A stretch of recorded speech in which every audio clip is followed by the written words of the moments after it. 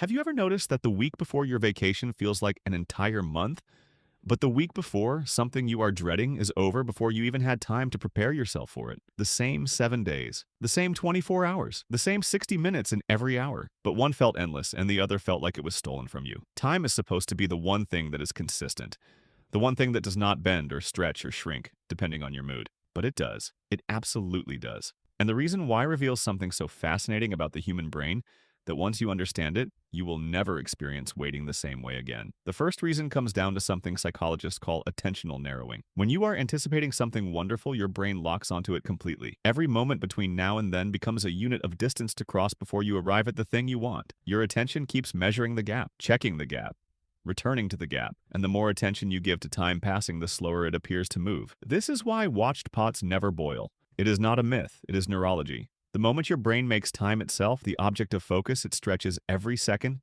into something you can feel the weight of. The second reason is dopamine, and this one will genuinely surprise you. Research shows that the anticipation of a reward releases more dopamine in the brain than the reward itself. Your brain is more activated by the journey towards something good than by the arrival, which means while you are waiting for something wonderful, your brain is essentially running at full excitement capacity. Every day is loaded with emotional charge, and when the brain is highly activated and emotionally engaged, time slows down because more information is being processed per second. You are not just waiting, you are living inside the anticipation so completely that every moment feels dense and full and long.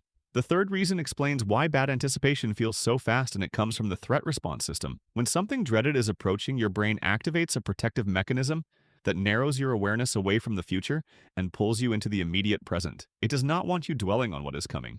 It wants you functioning right now. So it suppresses the future focus and accelerates your experience of the present. Days disappear, weeks vanish. You look up and the thing you were dreading is already here, and you feel completely unprepared because your brain was protecting you by keeping you from fully experiencing the countdown. The fourth reason is memory consolidation.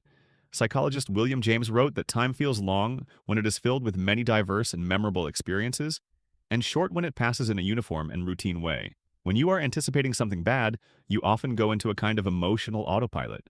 You survive each day rather than live it, and days survived without distinct emotional landmarks blur together in memory, making them feel like they disappeared. But days filled with the emotional richness of excited anticipation create more distinct memories and therefore feel longer and more substantial when you look back.